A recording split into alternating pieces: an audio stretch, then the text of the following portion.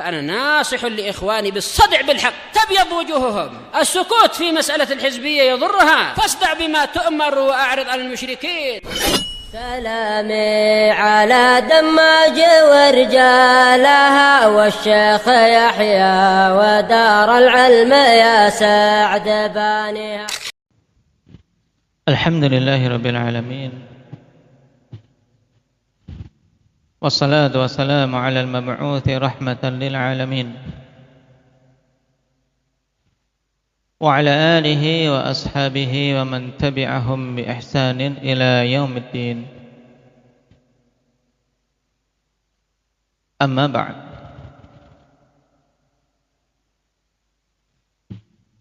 إخواني الكرام rahimani wa rahimakumullah.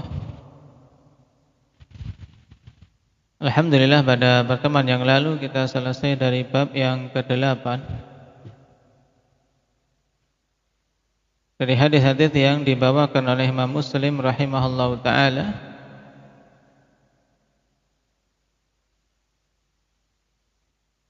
Di mana Imam Nawawi rahimahullahu ta'ala katakan bab yuqatalun nas hatta yuwahhidullah wa yaltazimu syara'i'a dinih.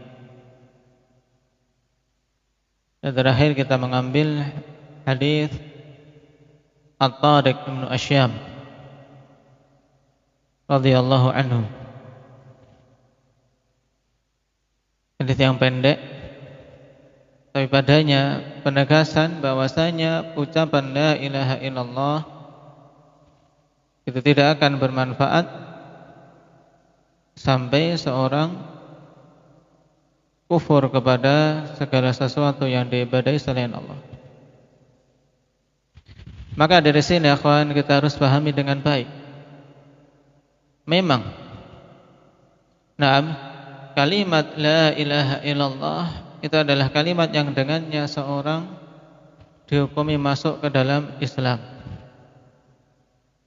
Tapi bukan berarti bahwasanya ketika dia mengucapkan la ilaha illallah dan kemudian dia melakukan pembatal-pembatal keislaman, tidak dihukumi batal keislamannya.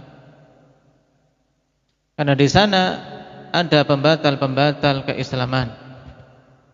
Sehingga walaupun seorang tersebut mengucapkan la ilaha illallah ribuan kali, tidak akan memberikan kemanfaatan. Kenapa? Karena dia telah melakukan pembatalnya, yang dengannya berarti lepas ikatan la ilaha illallah dari orang tersebut. Karena hal ini terkadang menjadi syubhat iblis beserta bala tentaranya bagi para pelaku kebid'ahan yang mencapai tingkat syirkiyah. Dengan logika ini, bagaimana la ilaha illallah kan sebab orang masuk ke dalam Islam? Berarti selama dia mengucapkan la ilaha illallah, apapun yang dilakukan olehnya, baik itu kesyirikan dan yang lainnya, tidaklah menjadikan dia keluar dari Islam. Nah, dan telah kita ketahui la ilaha illallah bisa memberikan kemanfaatan kalau terpenuhi syarat-syaratnya. Bagaimana mengucapkan la ilaha illallah dan diakui ucapan itu kalau dia tidak memenuhi kalimat yang terkandung di dalamnya. Karena makna la ilaha ay la ma'buda haqqun, tidak ada ilah yang berhak untuk diibadahi illallah, kecuali Allah. Berarti harus berlepas diri dari semua sesembahan selain Allah. Pahami ini dengan baik, ikhwani fillah, biidznillah akan selamat dari syubhat-syubhat yang banyak yang ditebarkan seputarnya. Nah, sebelum kita lanjutkan, faman hafizal hadits falyaqra.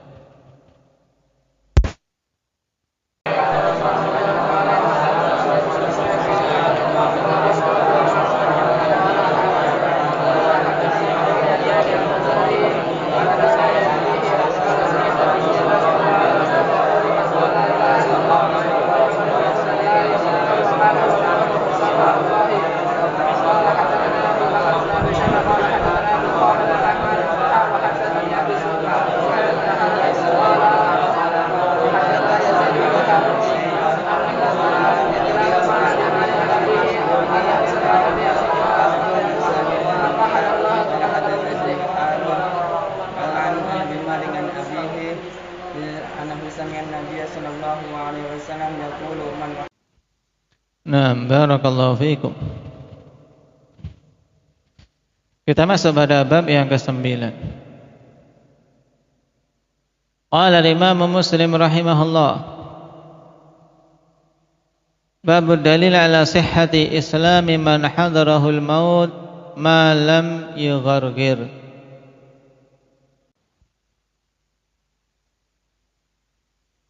Bab dalil tentang kesahihan Islam seseorang yang kematian hampir menjemputnya, man hadarahul maut, yaitu dia berada pada kondisi sakit yang sangat parah, yang dugaan besar dia akan meninggal karenanya, yaitu telah datang alamat-alamat kematian. Man hadarahul maut ay hadarat alamatul maut. Malam yughargir, selama belum sampai tingkatan ghargharah, yaitu belum sampai nyawa itu di tenggorokannya. Jadi bab ini akhwani fillah berkaitan dengan dalil tentang kesahihan Islam seseorang yang dia baru masuk Islam ketika tanda-tanda kematian sudah dekat. Nah, tanda kematian sudah ada, tapi belum sampai ghargharah, masih bisa diajak komunikasi. Nah, kenapa? Karena kalau sudah sampai tingkatan ghargharah, yaitu tingkatan nyawa sudah mulai dicabut sampai di kerongkongan walaupun belum lepas, maka itu sudah tertutup pintu taubat.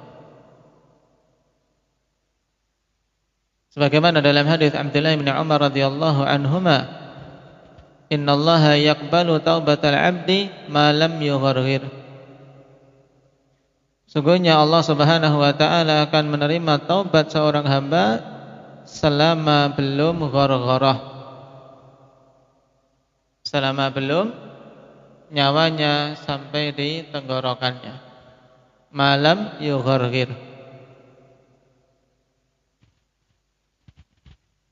Dan ini berlaku bagi setiap orang, bahwasanya pintu taubat ikhwan batasannya bagi setiap orang sampai kapan, Afif? Sampai 6 ghargharah, yaitu kalau sudah ghargharah berarti tidak diterima taubatnya. Yang dimaksud dengan ghargharah itu apa, Hindi? Yaitu kondisi seorang sudah mulai dicabut nyawanya, ya, ketika nyawa sudah sampai di kerongkongan atau di tenggorokan, lebih tepat.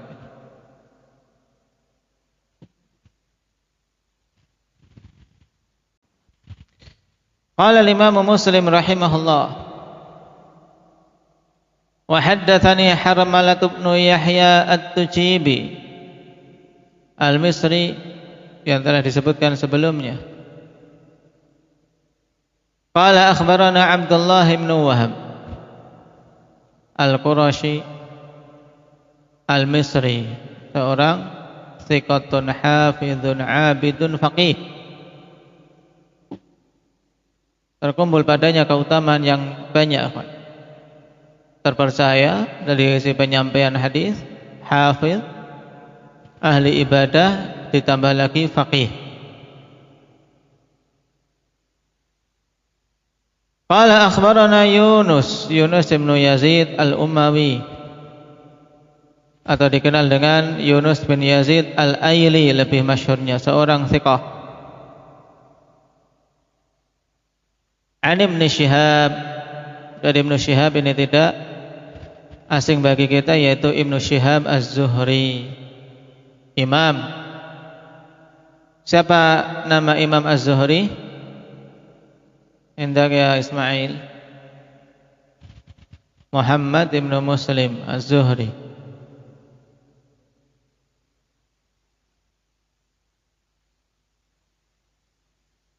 Qala akhbarani Sa'id bin al-Musayyib an abi. Imam Az-Zuhri mengatakan telah menyampaikan hadis kepadaku Sa'id Ibnul Musayyib dari bapaknya. Jadi riwayat tabi'in dari tabi'in yang lain. Dan di sini juga contoh riwayat anak dari bapaknya. Sa'id Ibnul Musayyib an abi, dari bapaknya, berarti sahabi hadis ini siapa? Al-Musayyib Ibnu man? Sahabinya indak ya syabib. Naam, Al-Musayyib Ibnu Hazn. Apa makna Hazn? Zakaria Saghir. Taib. Setelah kita lewati dalam riwayat Bukhari, akhwan, ketika ditanya tentang namanya siapa, mengatakan Hazn, dan Nabi SAW membimbingkan untuk diubah nama tersebut. Tapi beliau tetap mempertahankan namanya karena itu nama yang diberikan oleh orang tuanya. Akhirnya berpengaruh. Nah, berpengaruh watak yang keras itu ada pada keluarga tersebut. Taib. Dan itu telah kita lewati. Berarti sahabi untuk hadis ini adalah Al-Musayyib Ibnu Hazn. Dan sebagai faedah dalam dhabt nama, ya kawan, harakat nama, bahwasanya semua perawi itu dalam pengharokatan Musayyib itu dengan fathah, ya kawan, Musayyab, Al-Musayyab, kecuali ayahnya Sa'id ini. Jadi selain Sa'id ibn al-Musayyib, maka kalau kita dapati nama-nama yang lain itu kita baca Al-Musayyab dengan fathah sebagai isim maf'ul. Kenapa? Karena pada Sa'id ibn al-Musayyib ini memang pengharokatan yang masyhur di kalangan ahli Madinah adalah dengan kasrah, dan mereka lebih tahu. Yang memfathah, yang membaca fathah adalah ahli Kufah, dan Sa'id sendiri membenci kalau ayahnya dibaca dengan Musayyab, sampai-sampai mendoakan keburukan. Sayyaballah man sayyaba abi. Naam.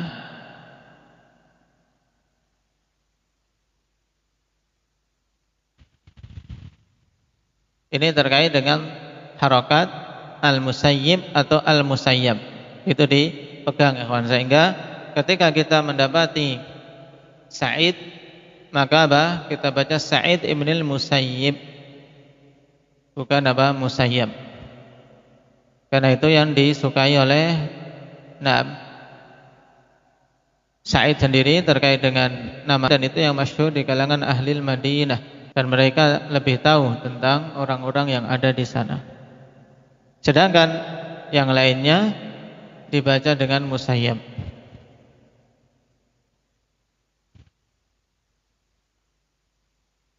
Qala lamma hadarat Aba Talibin al-wafatu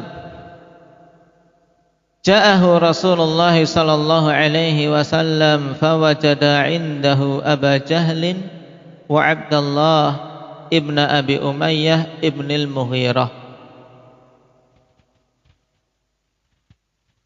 Tatkala telah mendatangi Abu Talib tanda-tanda kematian. Karena maksud hadarah, ya di sini hadaratil wafah, maksudnya hadarat alamatul wafah. Sebab telah kita lewati, kalau sudah datang kematian tentunya tidak akan berfaedah. Tidak akan berfaedah taubat ketika telah datang kematian. Tapi ketika tanda-tandanya baru datang, baru yang datang tanda-tandanya saja, ini masih ada kesempatan. Baik. Ya mungkin dijadikan untuk penguat ini, ikhwan. kisah tentang apa? Seorang anak Yahudi dalam hadis Anas bin Malik yang dikeluarkan oleh Imam Bukhari. Di mana ada seorang anak Yahudi, tetangga Nabi sallallahu alaihi wasallam, sakit parah. Kemudian Rasulullah sallallahu alaihi wasallam mengunjunginya dengan berharap untuk bisa memberikan nasihat dan mengajak kepada keislaman. Jadi di sini boleh kan mengunjungi orang kafir, boleh, tapi dengan catatan tadi, niatan dakwah, niatan untuk bisa mengajak pada keislaman. Karena perbuatan baik kepada orang-orang kafir ini dipuji ketika hal tadi yang diniatkan, untuk mendakwai mereka, mengambil hati mereka sehingga mereka melihat bagusnya Islam dan muslimin. Bahwasanya kaum muslimin orang-orang yang baik. Nah, hanya Nabi sallallahu alaihi wasallam mengunjungi si anak itu dan menasihatinya untuk masuk Islam. Si anak menoleh kepada orang tuanya Yahudi, dan si orang tua tahu memang itu yang benar. Ati Abul Qasim, taatilah Abul Qasim. Tahu ikhwan, dan kisahnya persis seperti kisah Abu Thalib ini nanti, yaitu tentang orang tua yang memerintahkan anaknya untuk mengikuti Nabi SAW dalam keadaan dia sendiri tidak masuk Islam. Itulah hidayah, ikhwan.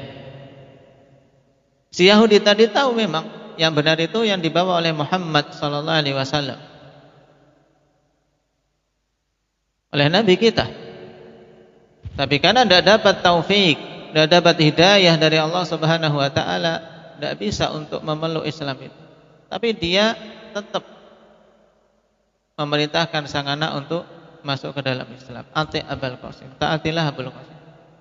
Akhirnya masuk Islam, dan Nabi pulang dalam keadaan sangat bersyukur. Alhamdulillah alladzi anqadhahu minan nar. Segala puji bagi Allah yang telah menyelamatkan dia dari neraka, sehingga si anak itu mati di atas keislaman. Makanya ikhwani fillah, seorang jangan bakhil untuk menyampaikan nasihat, terkhusus apalagi bagi orang-orang yang sakit. Orang-orang yang sakit, ketika mereka sudah tidak mampu apa-apa, nasihati dengan kebaikan untuk meminta ampunan kepada Allah Subhanahu Wa Taala, memperkuat rasa harap kepada Allah Subhanahu Wa Taala. Nah, dalam kisah Abi Thalib ini kita kembali ke hadis ketika telah datang tanda-tanda kematian pada Abu Thalib. Nabi pun mengunjungi sang paman ini.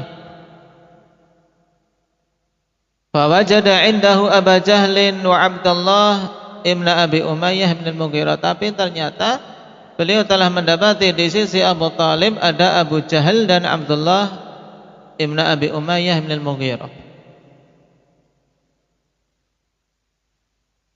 Dua orang itu yang saat itu berada di atas kekufuran. Adapun Abu Jahal memang mati di atas kekufuran, sedangkan Abdullah ibnu Abi Umayyah bin Mughirah, beliau kemudian mendapatkan hidayah untuk berislam, tapi saat itu masih di atas kekafiran. Faqala Rasulullah sallallahu alaihi wasallam, ya ammi, qul la ilaha illallah kalimatan ashhadu laka biha indallah. Maka Rasulullah sallallahu alaihi wasallam pun segera mengajak sang paman untuk ikut bersama beliau di atas jalan keselamatan. Wahai pamanku dan ya ammi, ini masyhur ikhwani fillah dalam apa? Dalam lughah, cara bacanya bagaimana? Kalimatnya seperti ini ketika diidhafahkan kepada ya mutakallim. Ada 6 cara baca. Baik. Ada 6 cara baca. yaitu terkait dengan munada yang diidhafahkan kepada ya mutakallim. Siapa yang masih ingat? Nah, dan ini yang paling banyak penggunaannya, yaitu dengan mengkasrah akhirnya dan menghilangkan ya-nya, karena seringnya digunakan ya ammi. Kemudian cara yang kedua apa? Ya-nya dimunculkan ya ammi. Cara yang ketiga dengan memfathah. Jadi ya diubah menjadi alif, kemudian alif ini buang karena apa? Karena sudah ada fathah yang mewakili. Ya amma. Cara baca yang keempat, alifnya tetap dibaca ya amma. Ya amma. Cara baca yang kelima ya ammiya. Ya ammiya. Ya-nya diharokati fathah untuk meringankan. Ya ammiya.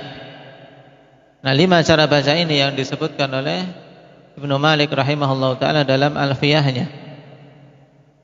Kemudian tersisa cara baca yang keenam, tapi ini sedikit penggunaannya akhwan, disikapi seperti munada mufrad dengan niatan idhofah ya ammu. Nah, ya ammu. Nah, penggunaan ini sebagai faedah, tidak digunakan kecuali pada hal yang sangat banyak digunakan dalam kondisi idhofah kepada ya mutakallim. Makanya dalam hadis apa? Ya Rabbu, ya Rabbu, ya kan? Hadis siapa itu? Ya Rabbu, ya Rabbu. Dzakara ar-rajul yutilu safar asy'atha akbar yamuddu yadayhi ila sama' faqala ya Rabbu, ya Rabbu. Loh, kok di dhammah ini? Ini cara baca yang keenam.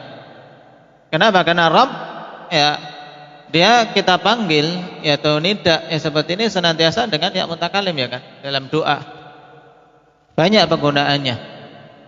Tayyib ya Rabbu. Makanya apa? Dibaca dengan seperti munada mufrad maqtu'un 'anil idhofah. Tayyib, tapi diniati idhofah ke ya mutakallim. Ya Rabbu, ya Rabbu. Nah di sini dalam riwayat kita ya ammi dengan cara baca yang paling banyak. Wahai pamanku. Dan ammun adalah apa? Saudara laki-laki ayah. Saudara laki-laki ayah. Dan Abu Talib saudara dari ayah Rasulullah SAW yang bernama Abdullah. Sedangkan Abu Talib namanya siapa? Siapa nama Abu Talib? Indak ya Muhammad Ridha. Taib. Dia nama aslinya akhwan Abdu Manaf. Itu yang rajih. Berarti Abdu Manaf ibnu Abdul Muttalib ibni Hashim. Setelah itu nasabnya seperti nasab Rasul sallallahu alaihi wasallam. Bertemu pada kakeknya yaitu Abdul Muttalib.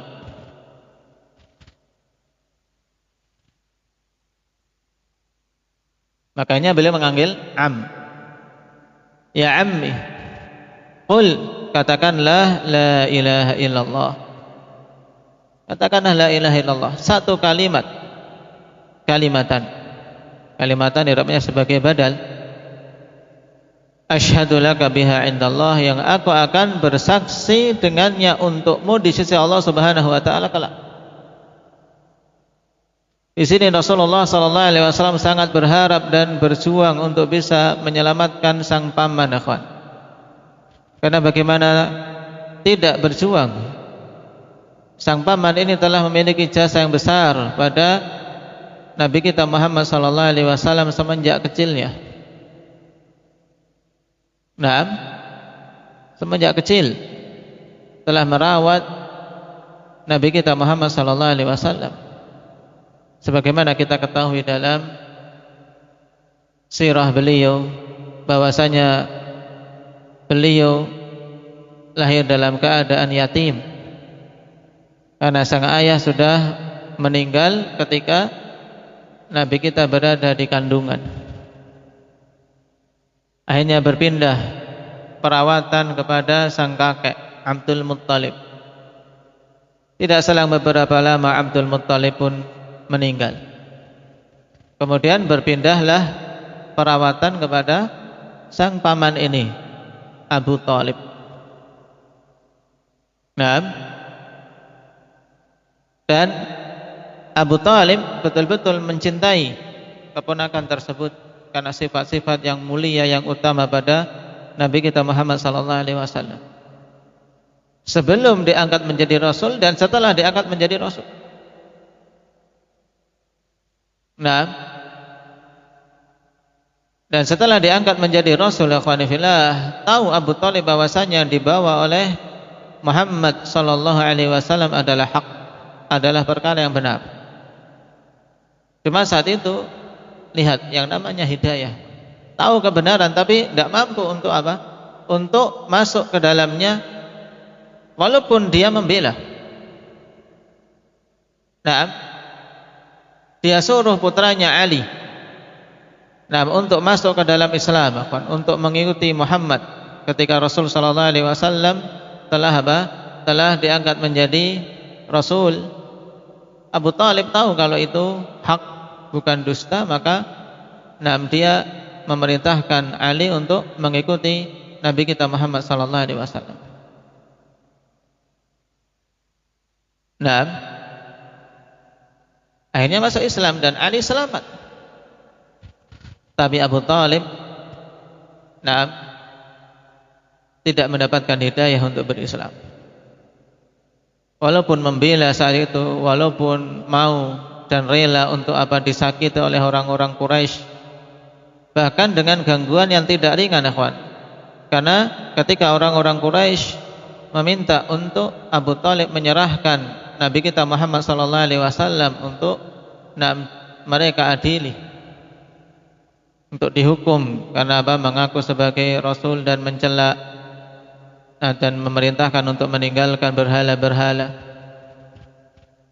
Tapi tidak mau menyerahkan Rasulullah, bahkan beliau membelanya dan melindunginya, sehingga rela dalam sirah tersebut untuk semua keluarga Abu Thalib, ikhwan, ikut membantu dengan Rasulullah sallallahu alaihi wasallam sampai diasingkan di Syi'bi Abi Thalib, di lembah Abu Thalib, diboikot selama 3 tahunan, 3 tahunan tidak boleh dinikahkan dengan mereka karena orang-orang Quraisy membuat kesepakatan digantung di Ka'bah. Jadi keluarga Abu Thalib dan Bani Hashim secara umum mereka diboikot. Tidak ada muamalah dengan mereka, tidak ada jual beli kepada mereka. Berat saat itu. Mereka rela, tapi dorongannya bukan dorongan iman, tapi dorongan kekeluargaan, dorongan kasih sayang keluarga. Makanya bagaimana tidak sedih Rasul sallallahu alaihi wasallam dan berusaha sekuat tenaga di akhir kehidupan sang paman ini untuk bisa mengucapkan satu kalimat saja, la ilaha illallah. Faqala Abu Jahl wa Abdullah bin Abi Umayyah, ya Abu Thalib, atarghabu an millati Abdul Muttalib? Ya, dua teman tadi yang juga menunggui membisikkan dengan bisikan syaitaniyah, diingatkan tentang ta'assub terhadap nenek moyang. Wahai Abu Thalib, apakah kamu membenci agamanya bapakmu, agamanya Abdul Muttalib? Atarghabu an, karena raghibaan bermakna maknanya membenci. Beda dengan raghiba fi yang bermakna mencintai. Wahai Abu Thalib, apakah kamu membenci agama Abdul Muttalib? Demikian terus terjadi pergulatan upaya dakwah dari kedua belah pihak. Dakwah Rasulullah SAW untuk bisa menyelamatkan sang paman, dan dakwah Abu Jahal beserta Abdullah bin Abi Umayyah untuk mempertahankan agar Abu Thalib berada di atas kekufuran. Falam yazal Rasulullah sallallahu alaihi wasallam ya'riduha alaihi wa yu'idu lahu tilkal maqalah. Terus menerus Nabi sallallahu alaihi wasallam menawarkan kepadanya untuk masuk Islam, menawarkan untuk beliau membelanya kelak di hadapan Allah, dan mengulang-ulang kalimat tersebut. Taib. Dalam sebagian riwayat wa yu'idani berarti maksudnya kembali kepada dua orang tadi, akhwan, dan kedua orang itu pun mengulang-ulangi kalimat itu. Jadi Rasul sallallahu alaihi wasallam mengulang-ulangi penawaran masuk Islam, dan keduanya juga mengulang-ulangi untuk apa? Untuk mempertahankan Abu Thalib. Di sini kita ketahui, akhwani fillah, bahwasanya penganut kesesatan, penganut kekufuran, mereka pun memiliki semangat dakwah yang luar biasa. Tidak ingin anggota mereka keluar, tidak ingin. Makanya kita kaum muslimin berupaya untuk lebih semangat lagi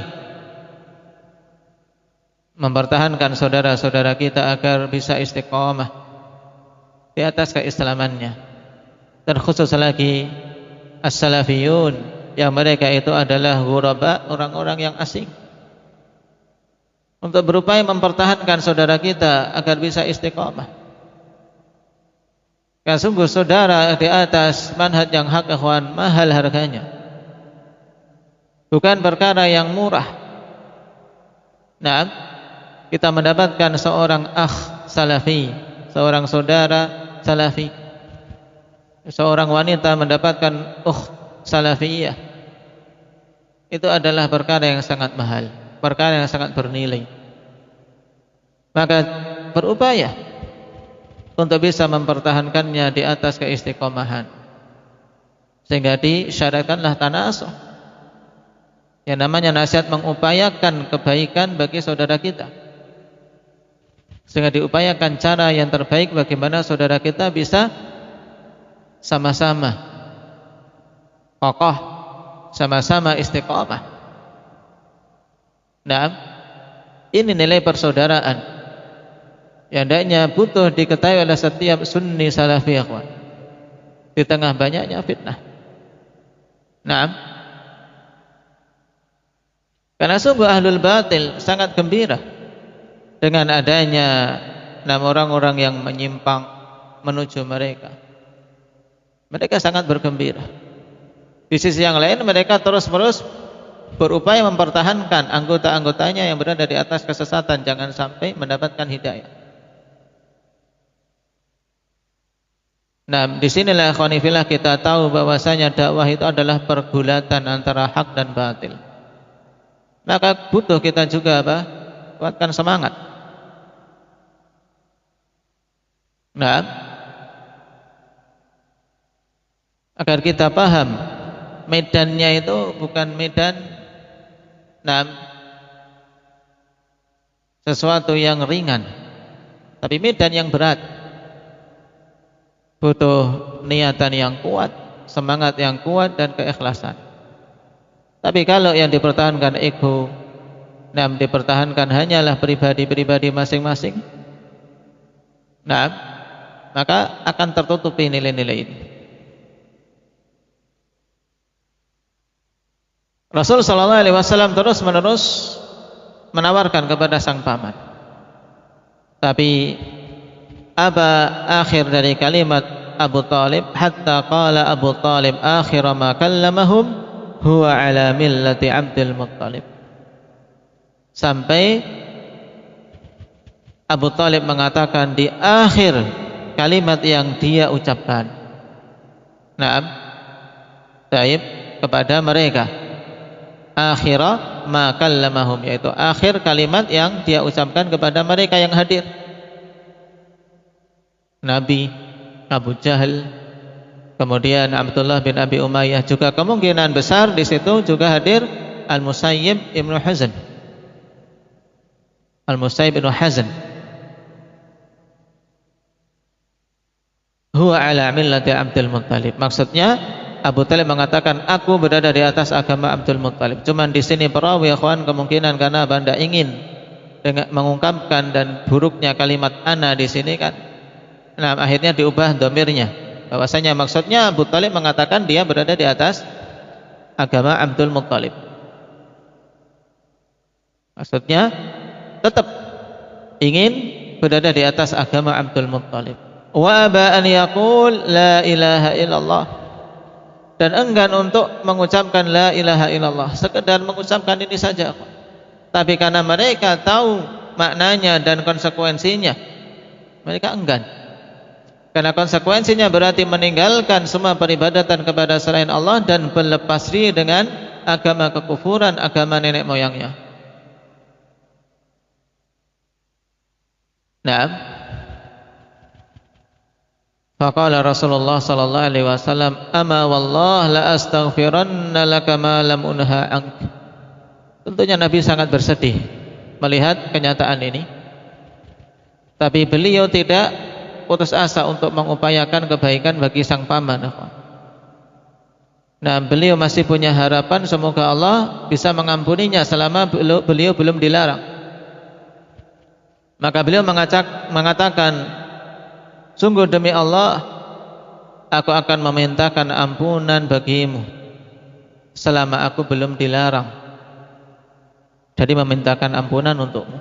Karena saat itu belum turun larangan, Nabi memintakan ampunan kepada orang-orang kafir.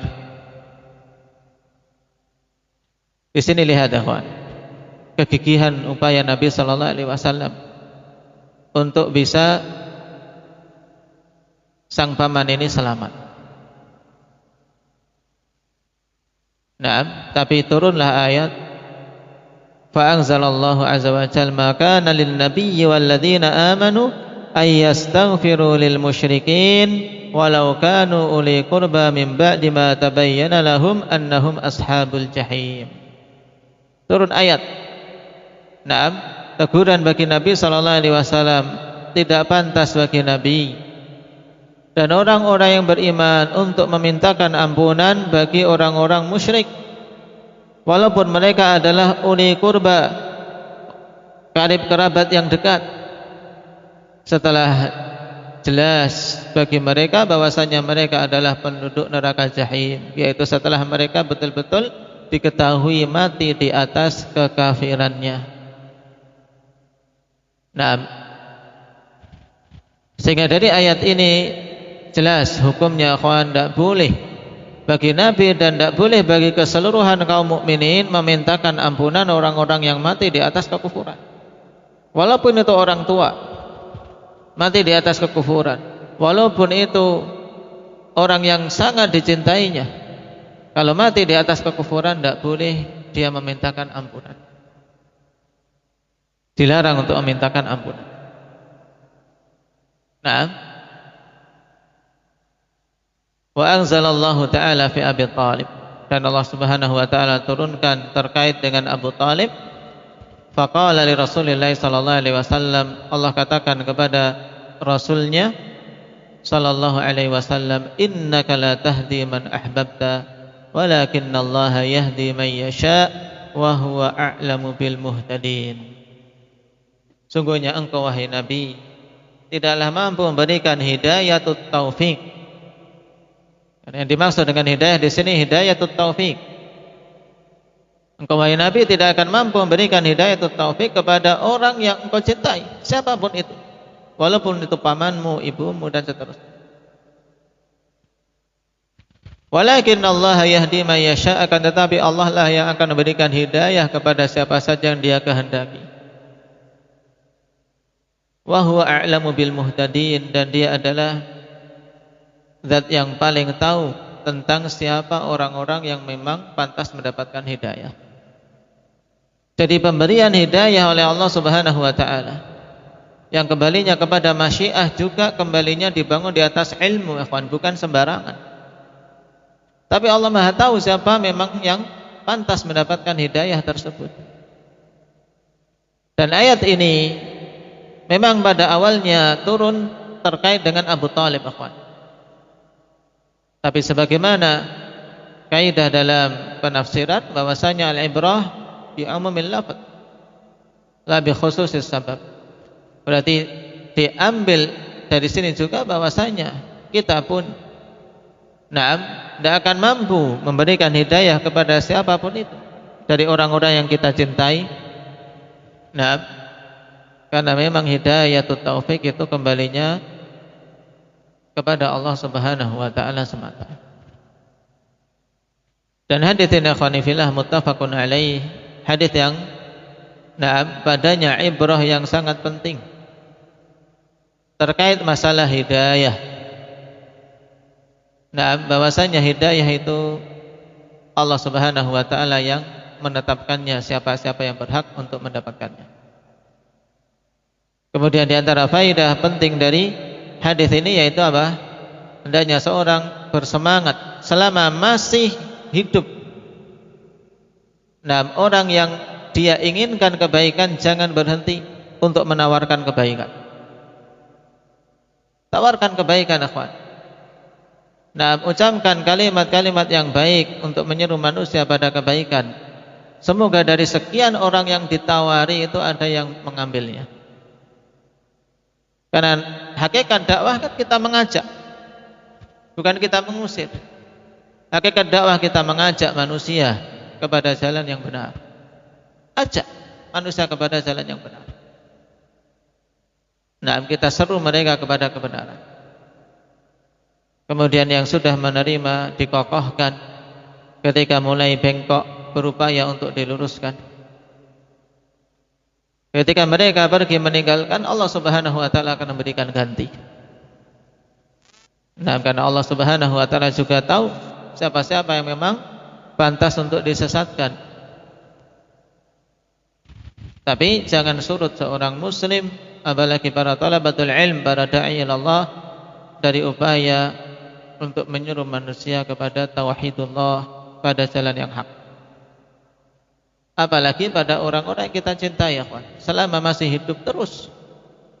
Dan juga dikarenakan hidayatut taufik itu Allah saja yang mengaturnya, berarti kita ketuk melalui pintu doa agar Allah Subhanahu wa taala memberikan hidayah kepadanya, kepada siapa saja yang kita upayakan untuk dia mendapatkan hidayah.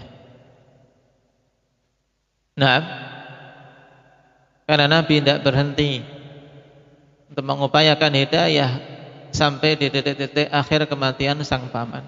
Tapi di sini Allah dengan hikmahnya menunjukkan kepada kita bahwasanya Nabi pun tidak mampu untuk mengatur pembagian hidayah di hati-hati manusia. Yang beliau mampu adalah menyampaikan kebenaran, menyampaikan petunjuk, menyampaikan bimbingan. Adapun orang-orang yang menerima itu Allah yang mengaturnya. Demikian pula kita, sampaikan kebenaran. Tayyib, biiznillah akan ada tetap orang-orang yang menerima kebenaran tersebut.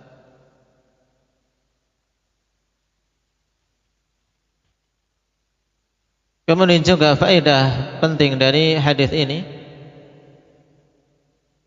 terkait hukum tidak bolehnya memintakan ampunan bagi siapa saja yang sudah diketahui mati di atas kekufuran,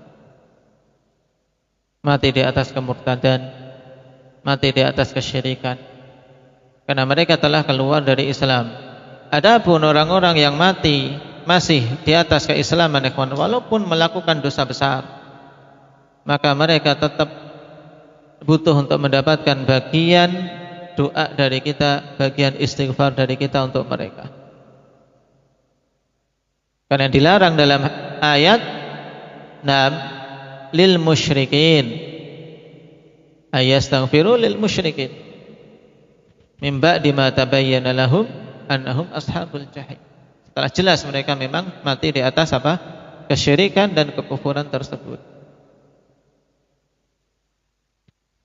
Juga faedah dari hadis ini akhwan, bahayanya teman duduk yang jelek, apalagi ketika menemaninya di akhir-akhir kehidupan.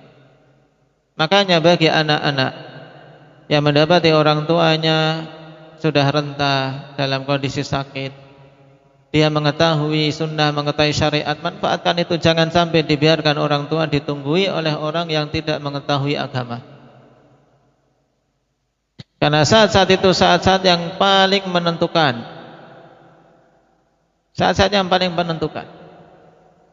Nah, untuk betul-betul ditunggui, dijaga. Nah, diingatkan sholatnya.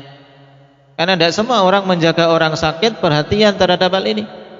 Kalau mereka yang sehat saja tidak perhatian dengan sholatnya sendiri, apalagi memperhatikan sholat orang sakit. Maka ini penting bagi siapapun itu yang Allah Subhanahu wa taala takdirkan mendapati orang tuanya sudah tua. Nah, dan dia masih hidup, ini kesempatan besar untuk merawatnya. Di antara yang paling penting ya ini, untuk menjaga keistiqomahannya kalau dia sudah di atas istiqomah, dan untuk mendakwainya menuju kebaikan kalau sebelumnya dia di atas jalan yang salah. Dengan lembut, dengan baik. Karena saat itu manusia hatinya akan melemah. Jangan sampai ditemani teman yang jelek, teman yang tinggal sholat, bahkan disetelkan misalnya lagi sakit biar tenang hatinya, disetelkan musik-musik misalnya. Ini kesukaannya dulu ketika sehat. Nah, ini merusak. Wal'iyadzubillah. Nah, buktinya ini pengaruh besar sekali adanya Abu Jahal di situ bersama dengan Abdullah bin Abi Umayyah yang saat itu masih di atas kekafiran. Tapi alhamdulillah beliau setelah itu Allah berikan hidayah sehingga masuk Islam. Tapi ketika peristiwa tersebut dia masih di atas kekufuran dan memiliki pengaruh besar. Nah, teman duduk yang jelek itu, ikhwan, membisiki keburukan. Nah, sehingga terjadi pergulatan keburukan dan kebaikan. Tinggal menang yang mana ini. Makanya jangan sampai kita kita pertaruhkan keselamatan, kita pertaruhkan keistiqomahan dengan memilih teman yang buruk. Karena berteman dengan yang buruk itu lebih cepat manusia, ikhwan, ikutnya. Kalau berteman dengan yang baik itu terkadang berat, hati itu berat. Tapi ketika mendapatkan yang buruk-buruk cepat sekali, pengaruhnya juga luar biasa. Nah, meninggalkan sholat ringan, melakukan amalan-amalan yang jelek menjadi ringan, cepat sekali. Na'udzubillahi min dzalik. Maka Nabi SAW peringatkan umat ini betul-betul agar memilih teman. Nah, as-sahib, sahib. Sahib itu teman, sahib itu menyeret. Ya, teman itu senantiasa menyeret temannya. Dapat teman yang baik akan ditarik pada kebaikan. Tapi teman yang buruk, yang malas, dan hal-hal keburukan yang lain juga akan menyeret temannya pada keburukan itu.